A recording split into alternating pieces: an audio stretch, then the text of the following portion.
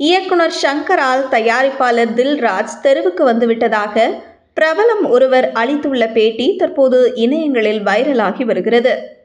2025ஆம் ஆண்டு பெரிதும் எதிர்பார்க்கப்பட்ட திரைப்படம் கேம் சேஞ்சர். ஷங்கர் இயக்கத்தில் ராம் சரண், கியாரா அத்வானி, அஞ்சலி, சமுத்திரக்கனி, ஜெயராம், சுனில் உள்ளிட்ட பலரும் இந்த படத்தில் நடித்திருந்தனர். மிகப்பெரிய பொருட்செலவில் பிரம்மாண்டமாக உருவான இப்படத்திற்கு நெகட்டிவ் விமர்சனம் குவிந்து வரும் நிலையில் ஷங்கரால் தயாரிப்பாளர் தில்ராஜு தெருவுக்கு வந்துவிட்டார் என பிரபல தயாரிப்பாளர் பாலாஜி பிரபு தெரிவித்துள்ளார்.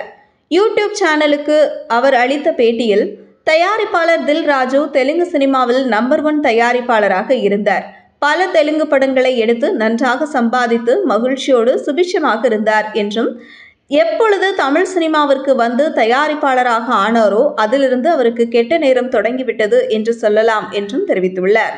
விஜய் நடித்த வாரிசு திரைப்படத்திற்கு அள்ளி செலவு செய்திருந்தார். அந்த படத்தை தொடர்ந்து தெலுங்கு நடிகர் ராம் சரணை வைத்து படம் எடுக்க நினைத்தார். இந்த படத்தின் கதை கார்த்திக் சுப்புராஜின் கதை.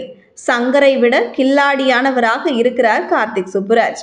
சங்கரின் முதல்வன் படத்தின் கதையை அப்படியே உல்டாவாக்கி அவரிடமே விற்றுவிட்டு காசு வாங்கி கொண்டு சென்று விட்டார்.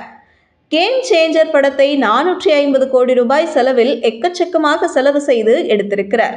ஒரு பாட்டிற்கு பல கோடி என ஒரு திட்டமே இல்லாமல் என்னென்னமோ செலவு செய்து வைத்திருக்கிறார். அது மட்டுமல்லாமல் இந்தியன் 2 திரைப்படத்தின் தோல்வி கேம் சேஞ்சர் படத்தை பெரிய அளவில் பாதித்தது. இதனால் கேம் சேஞ்சர் திரைப்படம் வியாபாரமே ஆகவில்லை.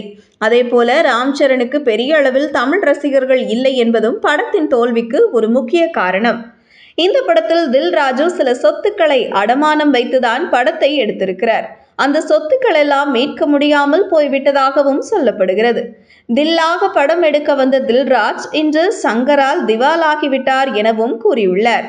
விஜய் நடித்த வாரிசு படம் 450 கோடி ரூபாய் வசூல் என்பது உண்மைதான். ஆனால் அந்த படத்திற்கான செலவு அதைவிட அதிகம்.